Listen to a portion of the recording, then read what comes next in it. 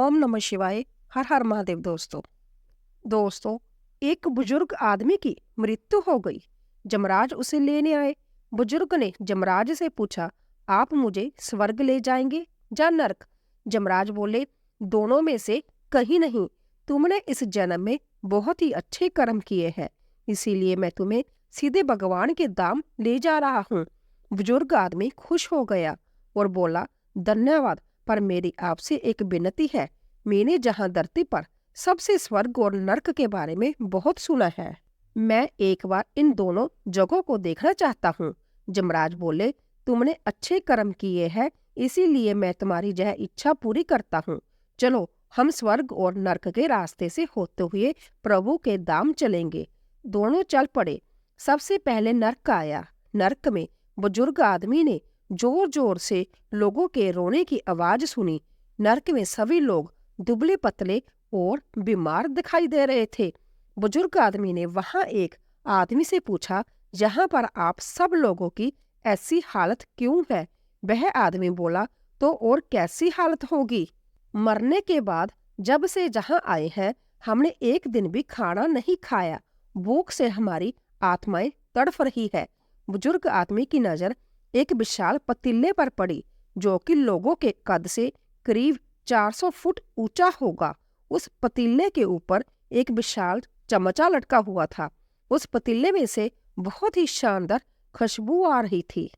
बुजुर्ग आदमी ने उस आदमी से पूछा, इस पतीले में क्या है? वह आदमी मायूस होकर बोला, यह पतीला बहुत ही स्वादिष्ट खीर से हर समय भरा रहता है। बुजुर्ग आदमी ने हैरानी से पूछा, इसमें खीर है तो आप लोग पेट भर के यह खीर खाते क्यों नहीं? भूख से क्यों तड़फ रहे हैं? आदमी रो रो कर कहने लगा, कैसे खाएं? यह पतीला 400 फीट ऊंचा है, हमारे में से कोई भी उस पतीले तक नहीं पहुंच पाता। बुजुर्ग आदमी को उन पर तरस आ गया।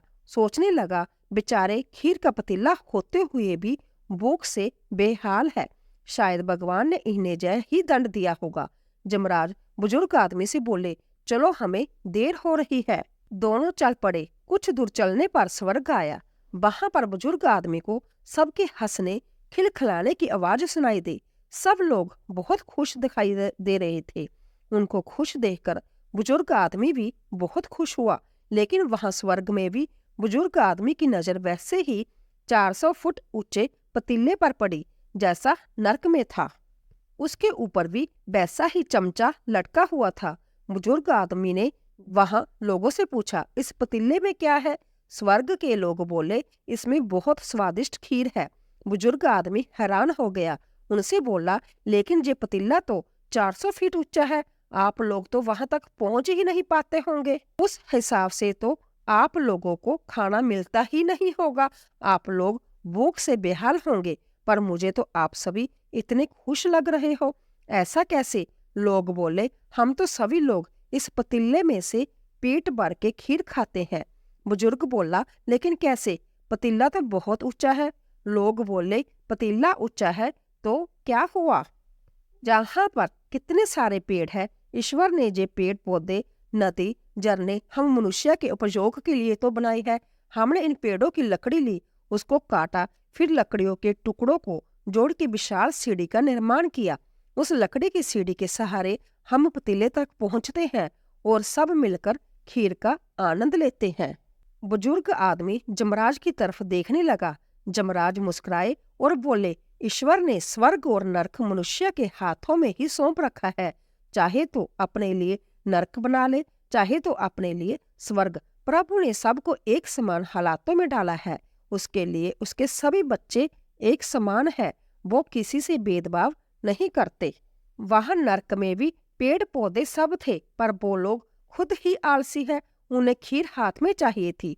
वो कोई कर्म नहीं करना चाहते, कोई मेहनत नहीं करना चाहते, इसीलिए सब भूख से बेहाल है। यही तो भगवान की बनाई इस दुनिया का नियम है। जो कर्म करेगा, मेहनत करेगा, उसी को मीठा फल खाने को मिलेगा। मतलब स्वर्ग और नरक आपके हाथ में ही है। मेहनत करें, अच्छे कर्म करें और अपने जीवन को स्वर्ग बनाए। बिना कर्म किए कुछ भी नहीं हो सकता। दोस्तों, कहानी पसंद आई हो तो वीडियो को एक लाइक और शेयर अवश्य करें। चैनल पर पहली बार आए हो तो चैनल को सब्सक्राइब करें। धन्यवाद।